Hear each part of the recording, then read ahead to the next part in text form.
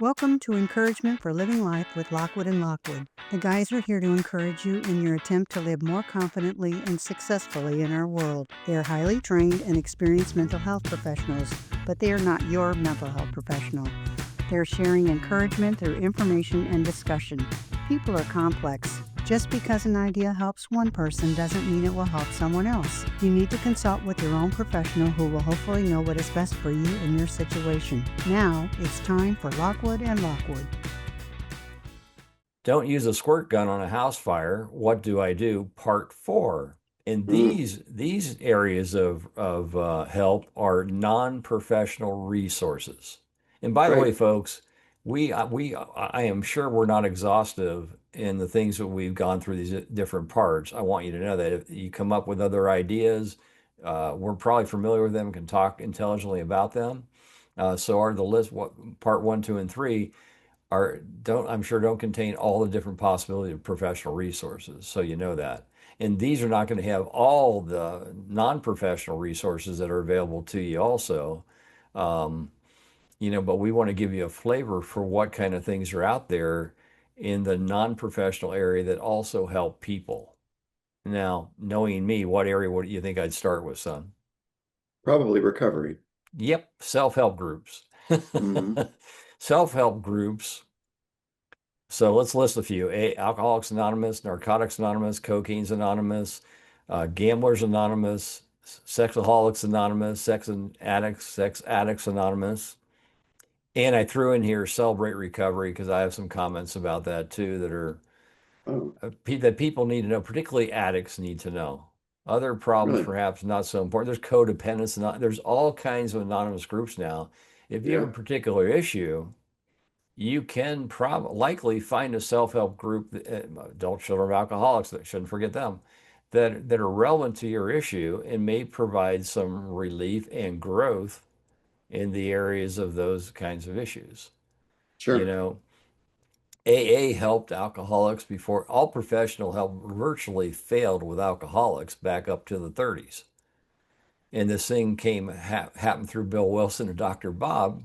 Alcoholics Anonymous grew out of them, and then over time, other people found the benefit in these groups, and many other groups came because they helped so many people. And there's probably millions of alcoholics sober because of their involvement in Alcoholics Anonymous or NA, et cetera, et cetera. So they have quite an important value in recovery for many people. Not all people can benefit from them for Yeah, various reasons. Maybe we'll touch on some of those too. Um, but you need a self-help group, you want a self-help group, there's probably a self-help group that you qualify for by definition of the kind of issues you have, that you can simply do some research on Google or whatever engine you use to find self-help groups in your areas or at least close to you. Now, I don't know how much in this thing to go into how they operate, but they're based on the 12 steps typically. Okay. And so it's about, you mentioned sponsors, getting a sponsor when you're in recovery. That's someone kind of like a mentor, like you talk about with your mentor, that helps you hmm, work the steps so that the steps can help change people's minds and emotions, not just help a person say, stay sober, quit using cocaine, quit acting out sexually, etc. Or quit being so codependent if you want to talk about that, or all these ACA issues that people could talk about. What are ACA issues? And, there's a list of, if you want to research those, there's lists of those available to you. And all these self-help groups have literature, which provide reading for people too. But the heart of the self-help groups are the meetings and the steps. You go to meetings through shared experience with other people that understand your issue, that are ahead of you in recovery, sometimes not ahead of you. Sometimes the newer guys have more genuine things to say. And I listen to people that are genuine. I don't give a hoot how long they're sober, whether it's a day or it's 50 years. I don't give a hoot. I'll listen to the people that are genuine most, and the others will remind me. But self-help groups can be a powerful tool for people who want to get help for those kinds of problems or most any kind of issue. And of course, we bring who we are to them, so we bring our resistance to change to them. And they Hmm. don't work for everybody. There are some people come in and have so many massive issues that it makes it difficult to benefit from a 12-step program. Sure. And I want to say a word about Celebrate Recovery, which is a Christian recovery group. I have an issue with Celebrate Recovery for one group, and that are addicts. That I found it a problem to go to a group that mixes all different kinds of problems together that may not give the attention that the addict and the mind of an addict particularly needs. The things shared with other problems will certainly apply here and there to them, but I'm very concerned that they not just do Celebrate Recovery, but that they also do AA or NA. If NA is good in your area, NA is not good in some areas. NA is really solid in other cities or other areas. Be around people that really have something to share with you and help you to grow the way you can grow in recovery. And anyway, and you'll notice in all 12-step groups, not everybody sponsors people. The Correct. people who are going to sponsor people are going to be the people that have a gift for sharing or sometimes for control or whatever it might be, but Yeah. but for sharing, I listen a lot, guys I sponsor and because I think people generally know what to do. Typically they need some ideas, and but generally people need to have somebody listen to them and help see the areas where they need to do some work, and so they can feel better, you know. But it's different for everybody, but I highly recommend 12-step, at least trying 12-step programs, to help you work through what you need to work through. And then if you're failing in 12-step programs, get some professional help. I know guys that are dead today because professional help failed them. They didn't go to the right kind of professional help, which can be a real big thing with sex issues, particularly Hmm. because of the massive shame involved with a lot of those things. And another guy that had, I believe, was a narcissistic personality disorder that needed to go while he was stable. And he got like 12, 15 years in sobriety, but those issues were never dealt with. And when he got away from a sponsor that would hammer him and keep him in line, his whole life fragmented. Lost Yeah. his marriage, lost his career, began to do the heavy stuff, and is dead. I've Yeah. seen too many of those cases to not go, some people need some strong outside help. And then many others in 12-step programs will certainly benefit from it. I call it cutting about 15, 20 years off your recovery by going getting some good professional help.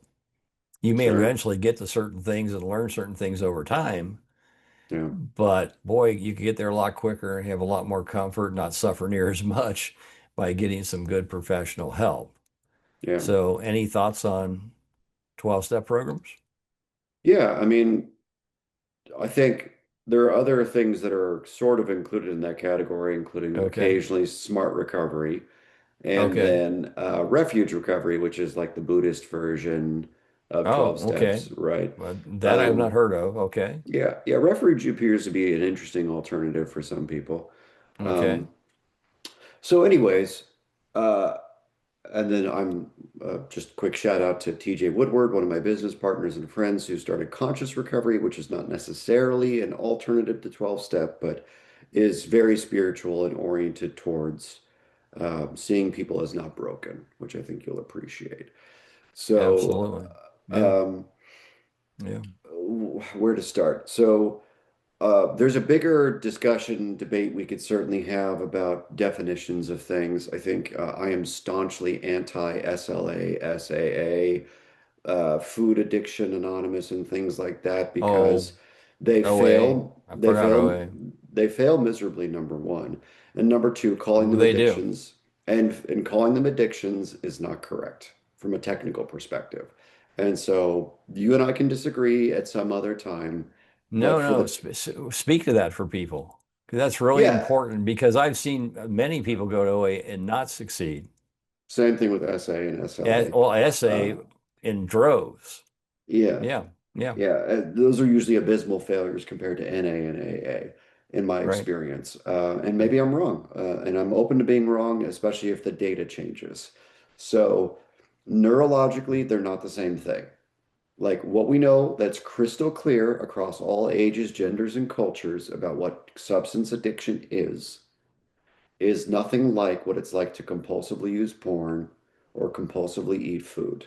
Now, food is the second closest to being a real addiction, but it's still a Yeah. compulsive behavior disorder, and a compulsive behavior disorder is not an addiction. And so applying the God spirituality thing to it is not going to work ever. And so that's me. Well, I would stop you there. Yeah, I think if it's applied the right way, it could help. Never I seen just, it but you've never seen it help? ever once. Well, I have not seen, I know of OA working for people through patients I've treated that it doesn't work for. Correct.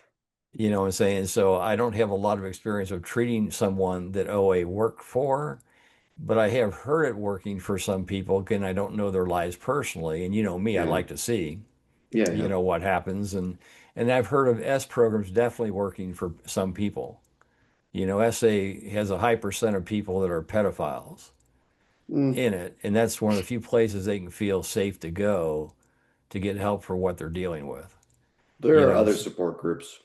well, there's many resources. We're going to get to more, yeah, resources there too from that, but I agree they're not the same as drug addictions. They're not. It's not the same. Although I would mention one case with food.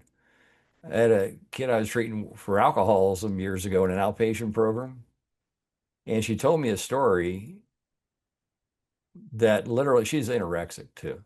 Yeah. Yeah. And she told me a Yeah. story that when she ate carbohydrates, non-complex carbohydrates, she literally passed out. She was sober, passed Yeah. out in her car Yeah.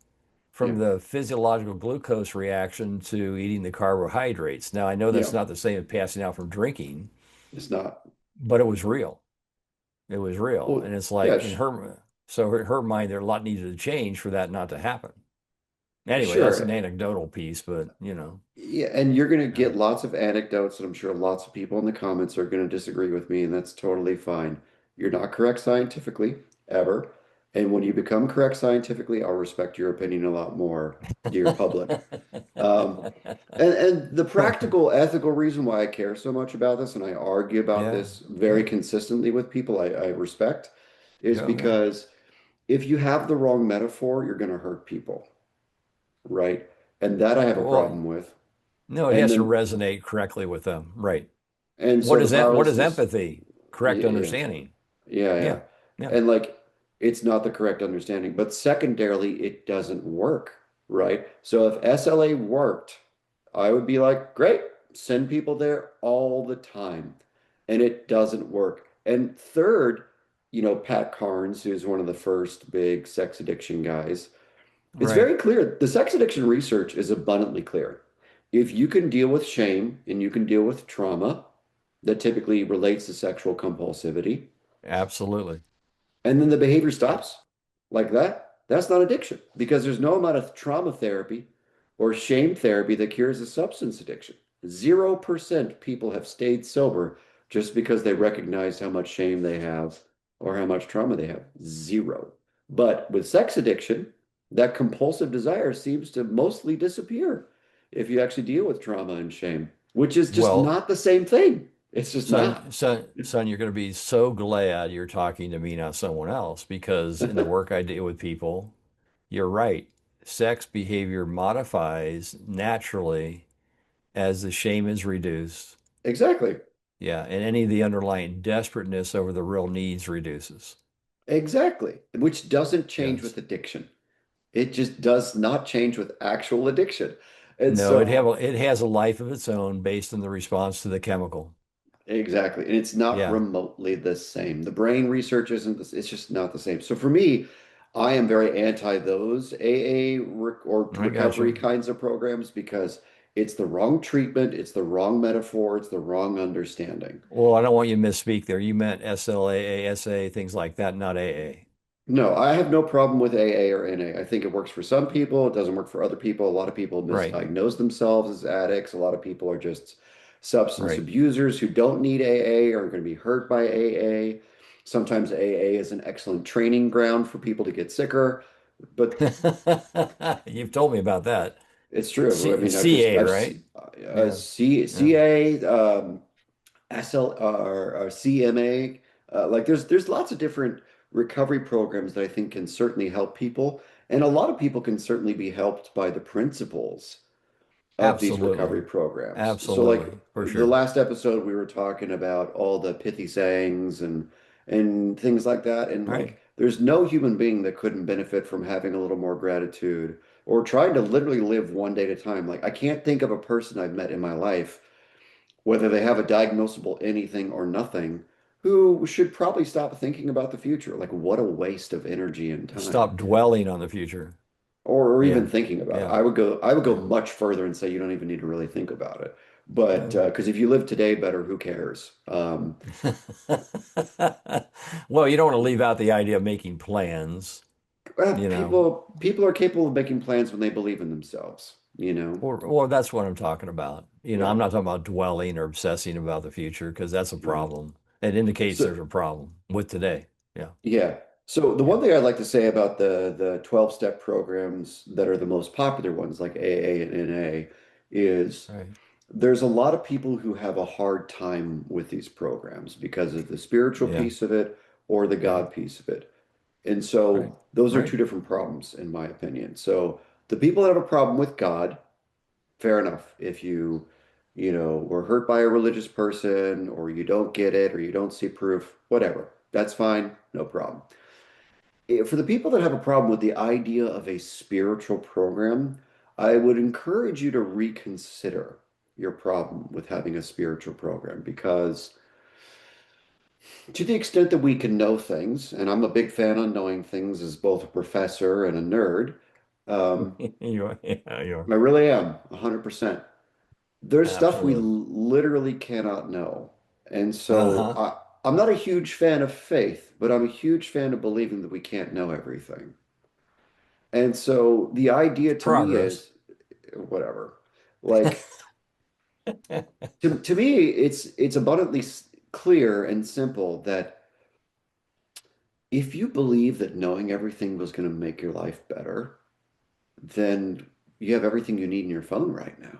Why aren't you happy? Why aren't you like perfectly satisfied?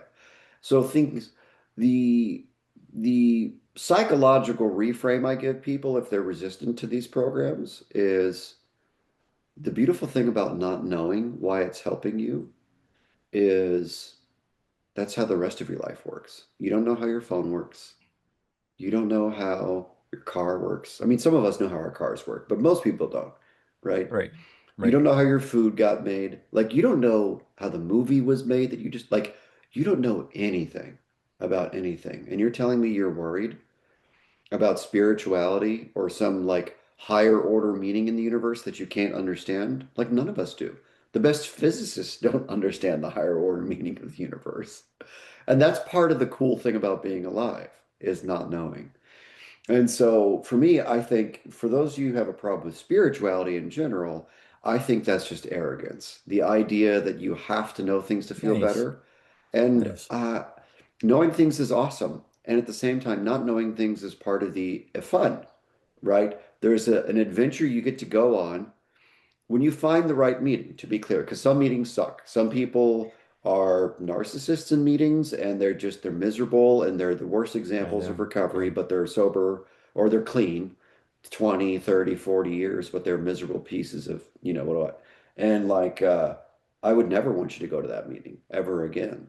But there are Well, son, also there are but exceptions, but go on. We'll get back. there are good people. There's lots of good people who are not perfect. They're flawed, but they're regular people, and Amen. they're trying to live some principles that make their lives better.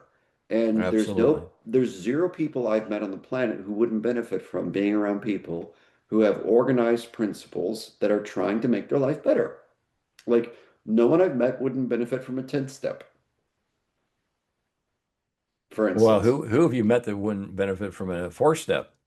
Oh, everyone would benefit from a 4th step. And so for those of you listening, taking an inventory and talking to other people about, all these things, Like, that's just a fundamental necessity for accountability for all people. Now, the reason that people in recovery have to do these things is because if they don't have these guardrails, like you said earlier, then it's really easy to get lost and get hijacked again. Whereas the average person Right. doesn't necessarily get lost that easily, for instance. So for me, I think That's right. That's true. Yeah. spirituality and accountability are like universal basic goods for most people for mental health. However, they're necessities for people who have real addictions, in my opinion. Well, yeah, the difference between a real alcoholic addict, if without doing these things, they can die. Other people can muddle through life or be fine in life if they don't do certain of these things, but would they benefit also? Oh, yeah, absolutely. They would benefit. Yeah, But many people can get by without a searching and fearless moral inventory, step four, or admitting to God, to other yourself and other people the exact nature of wrong. That's a lot of people aren't going to do that, but alcoholics generally have to do that to stay sober, which one of my forces them to grow. yeah, forces them for sure. One of my favorite 12-step isms or sayings is resentment is the dubious luxury of normal men. Well, that's And a quote actually in recovery. yeah, Yeah, yeah. yeah, And yeah. the reason that I think that that's such a useful way to think about why 12-step groups and other types of support groups, even if they're not 12-step, can be super helpful is because for people that are more typical, they can get away with all sorts of things that are bad for themselves. They may not be living the best life they possibly could be living, Right, but they're right, still probably okay. They're probably not at risk of dying or suicide or whatever it is. Like right, DBT, just to make it completely psychotherapy. One of the beautiful things about dialectical behavior therapy for folks with borderline personality disorder is it's basically that quote, essentially. You are not allowed to live in that catastrophic mindset in right. DBT. You're literally being coached and trained in DBT to not catastrophize and fall apart. And that Not all is black, not all black, not all white. yeah, exactly. And that Yeah, is the beauty of DBT for folks with borderline personality disorder is right, it's teaching that same thing that you learn in 12 step for a different topic, a similar different right, topic. right. Some people can catastrophize and life is just fine, but some people catastrophizing results in suicide attempts or worse. And so Yeah, um, I feel very strongly that the people who absolutely need this kind of accountability and this kind of persistent relationship with spirituality are the ones that would have just automatically drastic consequences without it. You and I would never have to say a word for those drastic consequences to show up, you know? And so I believe it's a real thing. Addiction's a real thing, just like BPD is a real thing. And if you don't right. believe either of us, just never say a word to these people ever again that we're calling addicts or people with BPD and see how they function without therapy support. They're probably going to get in a catastrophic circumstance, I've seen way too many of them die as have I. or lose careers or lose families Yeah. because those are the dire consequences of addiction for many, many Now, people. now, statistically speaking, I want everyone to be clear that real addiction is extremely rare, right? Real alcoholism in the 12-step sense, that's if like essentially if you look at the normal psychiatric data, it's like 10% of people will have a substance use disorder at some point in time in their life. Right, But most of those people will have what we call a mild substance use disorder, where they only have 2 to 3 symptoms in a given time period, which means that it's resolvable through some supportive therapy or just it fixes itself because you face consequences, you learn, you grow, you stop that behavior. right, Then the top 20% of people with a substance use disorder will have a moderate or severe diagnosable substance use disorder for the DSM. And then the top like 5% will have a severe substance use disorder in their life. So of 10% of the population, there's 330 million people. So 33 million people will have a substance use disorder at some point in their life. But right. only about 6 or 7 million people have a real addiction. like a true addiction. It's actually not everyone. A lot of people struggle with drinking or smoking weed or whatever it is, but that's not the same thing as having a real addiction, you Well, let me know? clarify one thing in what you're saying. I agree with you, but there's a catchy area here, which is called progression. Oh yeah. See, so when you see earlier symptoms that doesn't say addiction, that what you call the real addiction, Yeah. could be progression of addiction that hasn't blossomed into that last stage yet, or Yeah. the middle even the middle stage of addiction. So Sure. their symptoms they're deceptive. They may have addiction. It just Yeah. hasn't progressed yet. So I Sure. would call them real addicts in that end category. They just symptomatically don't look like it. So the ability to discern the difference between abuse and real addiction is extremely important.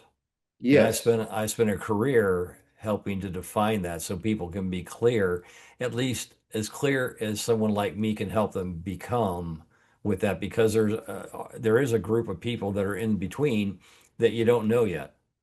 Yeah. They might just You know, be seriously problematic binge drinkers, or yes, they might yes. actually be on the way. Right. Yes. Yeah. And those you just warn. I just educate them, give them literature, and let them read. So if things progress, they can identify that they're reaching progression because they are built like an addict. They have the makeup of an addict. And that's not going to go away. It's just going to get worse. And by the way, predictably it does, which is interesting about addiction. It's very predictable. If you really have it, Yes. it's going to progress over a long period of time if you're Yeah. ingesting chemicals. Yeah. Because in the earlier stages, you can stop and stop for years. You may still have the makeup, but stop. So you think you don't have an addiction. But then when you start 5 years later, 10 years later, you begin to progress again like an addict. So I would just Hmm. put that caveat in there for you because Yeah. I don't want some people to think, well, I don't want to have the substance abuse stuff, so I don't have to worry. Mm. Well, some of you better worry, that are in that category. And only people that are well trained can discern the difference between the two. Like I said, Definitely. there's some you can't tell for sure yet. There's Yeah. not enough Sure. history yet. Yeah. No, I agree. I agree with your caveat. I also want to say that even if you don't have a real addiction or whatever, you probably should try to reconsider your relationship with substances no matter Well, what diagnosis you have, because, I'm not seeing a lot of compelling research that says drinking a bunch is good for anybody. well, there, I'm not an but alcoholic, and I don't really drink because it's not good for me. It's just I know, not. but well, you also though have a 1 out of 2 chance. Yeah, but still, Lockwoods have a build a makeup of loss of control. oh, for sure. I don't can't go into the family here because it's not my place to talk about my family, but you know what I'm saying in that case. But you really do need to do a thorough history with people when you talk. But if it is just abuse, not real addiction, then I treat it like anything else. It's like, why are you doing that? Yeah, Just reflect on what is the purpose of that. Is it medicating something? yeah, Just because you medicate, use alcohol or drugs for relief of emotional pain doesn't get you a diagnosis of addiction. So I yeah. would treat it like any other issue that comes into my office. Let's understand what's going on. Yeah, and also recognize that there are very real consequences to these behaviors, whether it's behaviors with food or alcohol or nicotine or cannabis or anything that's considered common nowadays. I think, Right. there's literally nothing wrong with consuming mind-altering substances, provided that you're okay with the consequences. That's your choice, in my opinion. However, is it really worth the consequences? Is the question I would ask to anybody and everybody, right? Right. Like, Right. I live my life based upon, like, do I really like these consequences? You know? And sometimes I'm totally, totally about it, right? Like, I think I had a drink like a couple of months ago at a dinner, and it didn't make me feel especially something good or something bad, but like I noticed I was dehydrated. That was stupid, you know? And did I Hey, like being dehydrated? No, that's so dumb. That is so dumb. I spend so much time and money and energy on trying to be healthy in sauna and gym and sleeping. I do all these things to be healthy. And it's like, you're going to dehydrate yourself just to have a little extra fun? Is that what you're going So, to do? son, the joke is for an alcoholic takes a drink of alcohol. Say he takes a jigger, you know, a good amount of alcohol. It goes down, and within minutes, it goes, ah. Yeah, Now, it a wasn't me. non-alcoholic takes a drink of alcohol, and it goes down. They go, "Oh, what you up to?"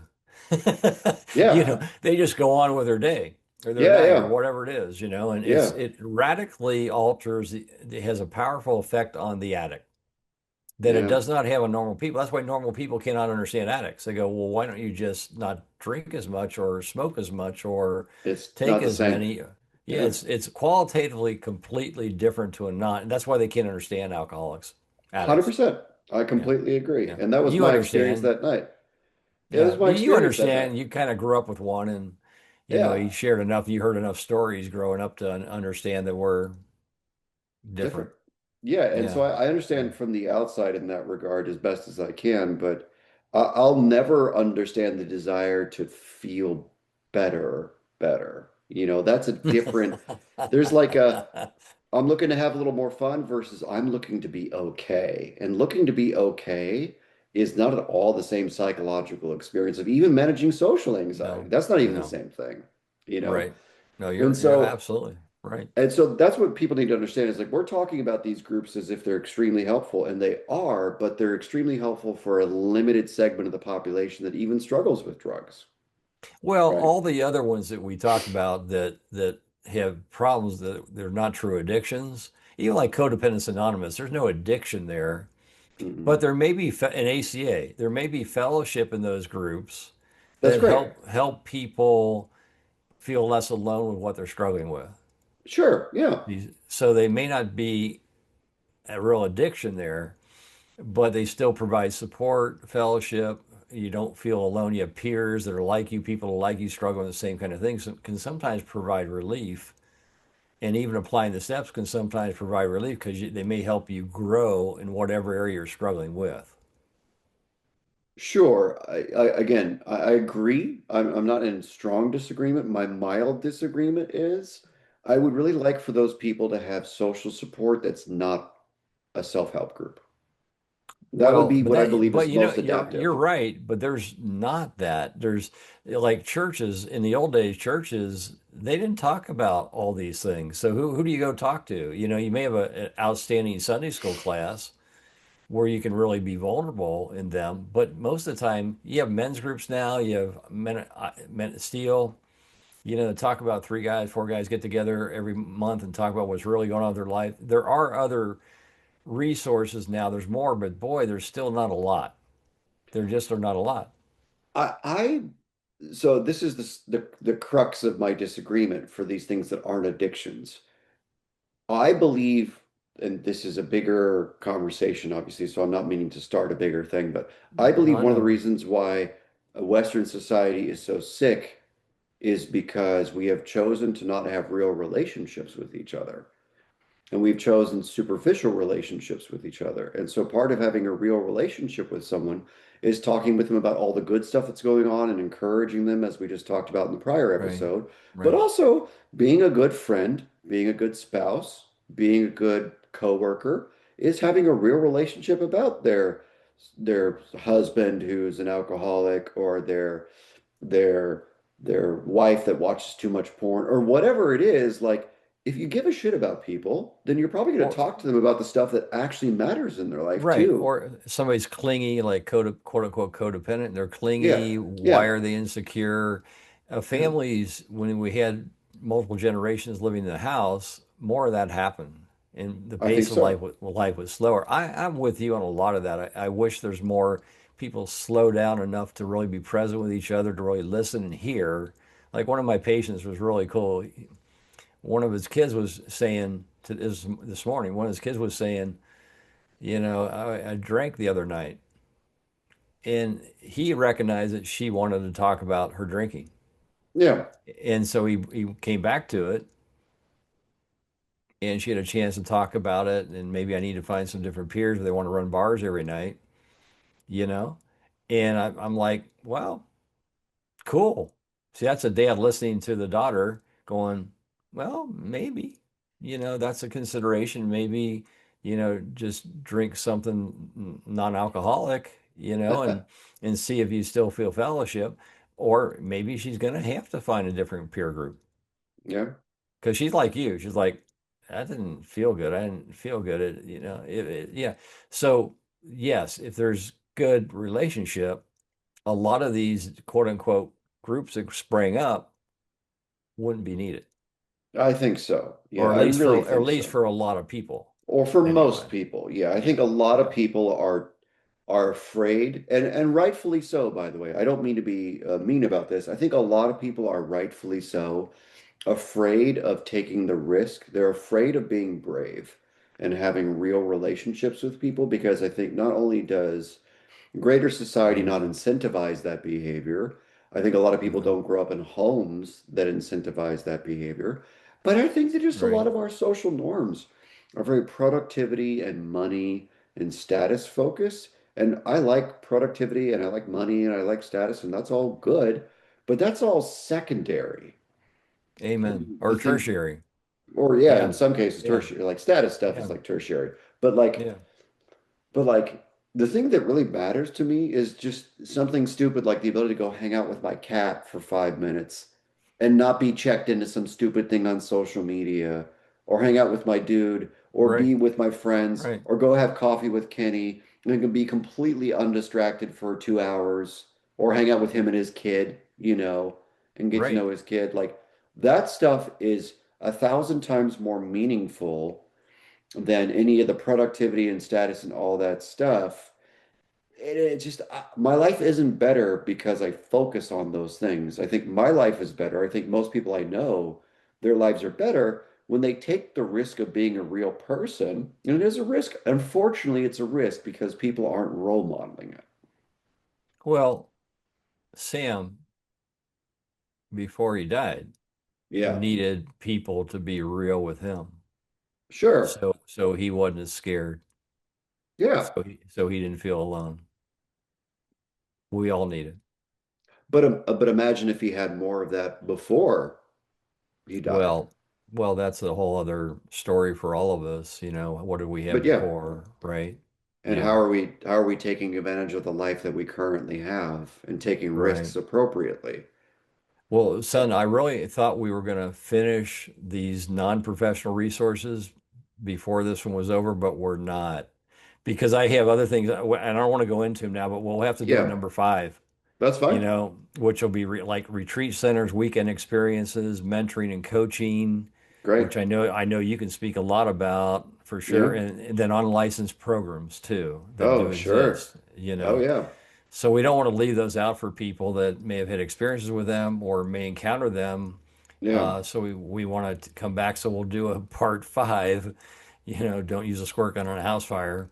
Yeah. More resources, and we'll go into that. But there was a lot to say about self-help groups. You said a lot of cool things, and we want people to have a fair view of what they're getting involved with when they try and do something. And I like your Yeah. challenge to people. Try them. Don't be arrogant. Let them help you. If they can help you, if they're not really what you need, find the right help that you do need. We're really big on that because I really don't want people to get help they don't need. And I Yeah. really want people to get help they do really, it is good for them. Yeah. Yeah. Right. So if you haven't found it yet, keep looking and we'll talk about more options and possibilities for you in one of the next coming podcasts. Yeah. See you till next time.